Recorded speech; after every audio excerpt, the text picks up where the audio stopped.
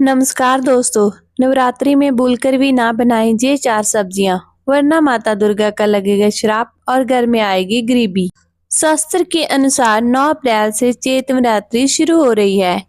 इस साल चैत नवरात्रि पर माता रानी घोड़े पर सवार होकर आ रही है। माना जाता है कि घोड़े पर सवार होकर माता रानी का धरती पर आगमन शुभ नहीं माना जाता है। इससे कई गंभीर परिणाम देखने को मिलते हैं। वहीं घोड़े को युद्ध का प्रतीक माना जाता है। माता का आगमन घोड़े पर होता है तो समाज में अस्थिरता, तनाव, अचानक बड़ी दुर्घटना, भूकंप, सत्ता परिवर्तन, युद्ध आदि की स्थिति उत्पन्न होने की संभावना है। जबकि माता रानी हाथी पर प्रस्ताव करेगी। हाथी की सवारी काफी शुभ मानी जाती है, जिससे माता रानी भक्तों को सुख समृद्धि देकर विदा होगी। नवरात्रि के मौके पर घर की विशेष सफाई की जाती है और खास तैयारियां भी होती है। ऐसे में कुछ चीजों को घर से निकालना भी अच्छा माना जाता है।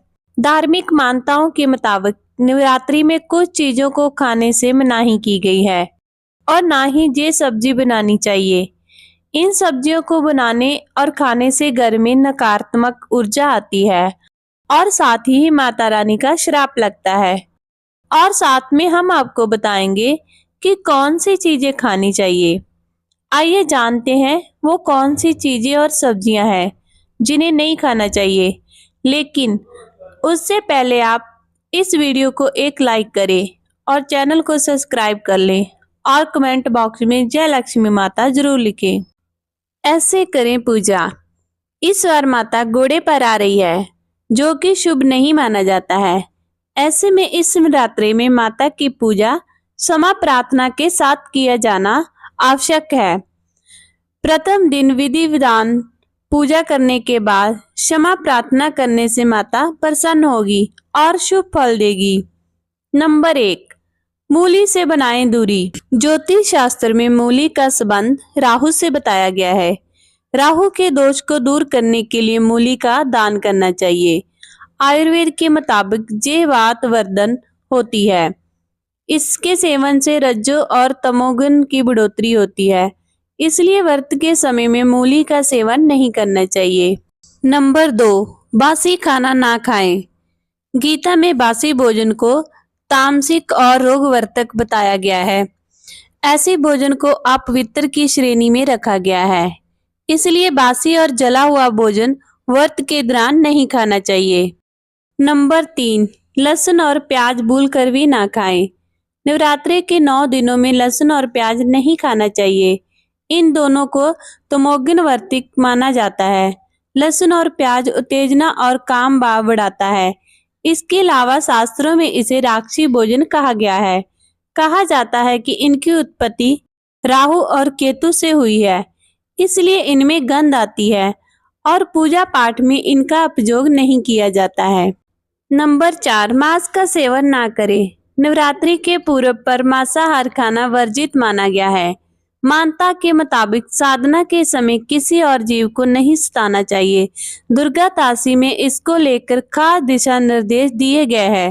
पूजा करने वालों को जीवों पर दया भाव रखना चाहिए और अहिंसक रहना चाहिए। नंबर 5, मसूर का दाल ना खाएं। मसूर दाल को धार्मिक दृष्टि से अपवित्र माना गया है। इसका संबंध मंगल ग्रह से माना गया है। बताया गया है कि इसके सेवन से मन में उमंग और तामसिक विचार का संचार होता है। आयुर्वेद में इसे रज्जोगुण को बढ़ाने वाला बताया गया है, जबकि साधना के लिए सात्विक गुण को बनाना जरूरी होता है। नंबर 6, सीताफल और गाजर से बनाएं दूरी। नवरात्रि व्रत करने वालों को गाजर और सीताफल से दूरी बनाना चाहिए। इन्हें रज्जोगुण वर्धित माना गया है। गाजर भूमि के नीचे उगती है, इसलिए इसे अपवित्र माना जाता है। नंबर 7, बैंगन से बनाएं दूरी। नवरात्रि के दौरान बैंगन का सेवन नहीं करना चाहिए। बैंगन में रज्जोगुण होते हैं, जे सात्विक भावों को कम करता है। इसके अलावा इससे त्वचा रोग होने की भी संभावना होती है। बैंगन काम भाव को भी बढ़ाता है, इसलिए बैंगन की सब्जी ना बनाएं।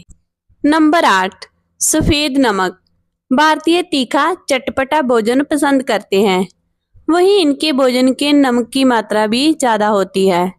नमक के रूप में समुद्री नमक का इस्तेमाल किया जाता है, जिसे सफेद नमक भी कहते हैं। लेकिन इन 9 दिनों में सफेद नमक की जगह सेंधा नमक का इस्तेमाल करना चाहिए। व्रत में सेंधा नमक ही स्वीकार्य है। वहीं इस नमक में सोडियम की मात्रा भी काफी कम होती है, तो हाई ब्लड प्रेशर वालों के लिए काफी फायदेमंद होता है। इसलिए नवरात्रि के 9 दिनों में उपवास के दौरान सेंधा नमक का ही सेवन करें। नंबर 9, मसाले भी है वर्जित। नवरात्रि के व्रत में कुछ मसालों से भी परहेज किया जाता है, जिसमें हल्दी और गरम मसाला शामिल है।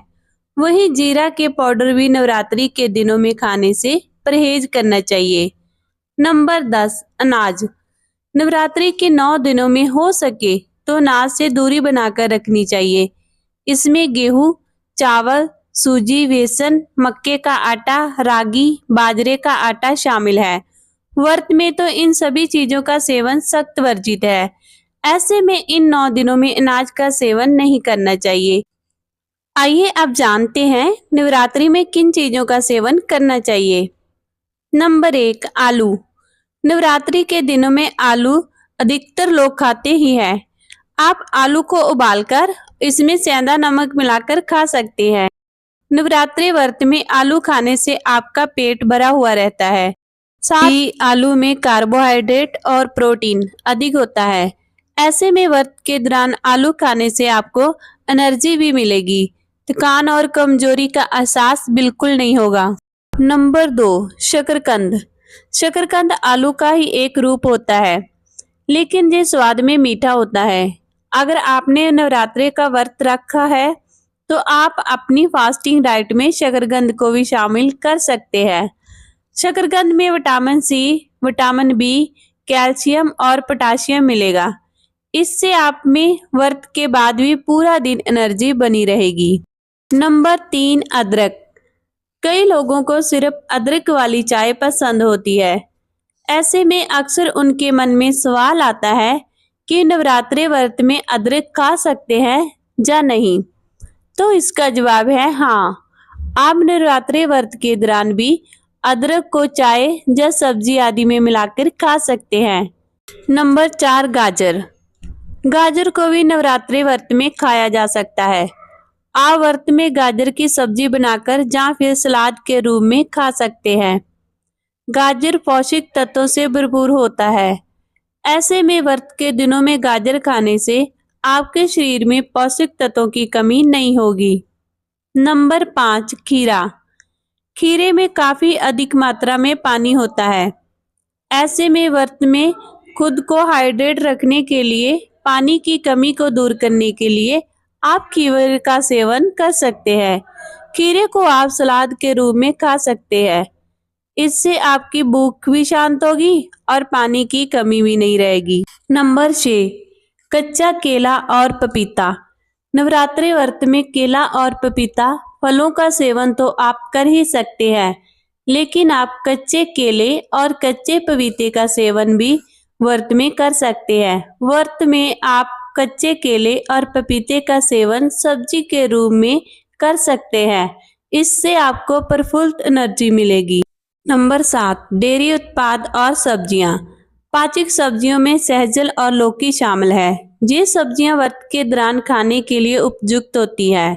साथ ही आप चीज, पनीर, घी, मलाई, खोया जैसी डेयरी उत्पादों का सेवन नवरात्रि के दौरान कर सकते हैं। इसके अलावा नवरात्रि व्रत में आप सभी डेयरी प्रोडक्ट खा सकते हैं। आप सुबह शाम जरूर दूध पिए। इसके अलावा पनीर का सेवन करें।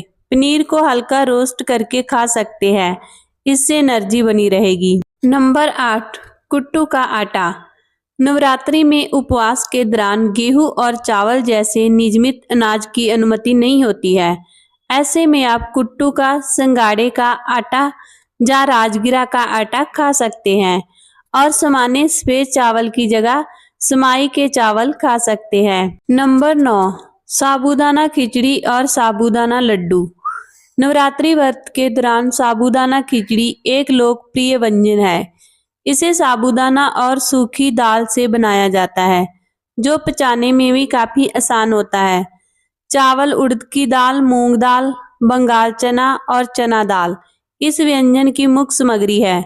यदि आप कुछ मीठा खाना चाहते हैं लेकिन बहुत अधिक चीनी या मैदा से बने उत्पाद खाने का मन नहीं है, तो साबूदाना लड्डू एक और लोकप्रिय व्यंजन है जिसे आप नवरात्रि के उपवास के दौरान खा सकते हैं। इसके अलावा नवरात्रि व्रत में आपको रोजाना सभी ड्राई फ्रूट्स को मिलाकर खाना चाहिए। आप एक मुट्ठी मेवा रोज खाएं, इससे आपके शरीर में ताकत बनी रहेगी। आप रोजाना रोस्टेड मखाना भी जरूर खाएं। तो दोस्तों, ये थी हमारी आज की वीडियो। आज की वीडियो आपको कैसी लगी हमें कमेंट करके बताएं। अगर आपको हमारी वीडियो अच्छी लगी हो तो कमेंट बॉक्स में जय माँ लक्ष्मी जरूर लिखें। माता लक्ष्मी आप पर सदा अपनी कृपा बनाए रखे। वीडियो को अंत तक बने रहने के लिए धन्यवाद।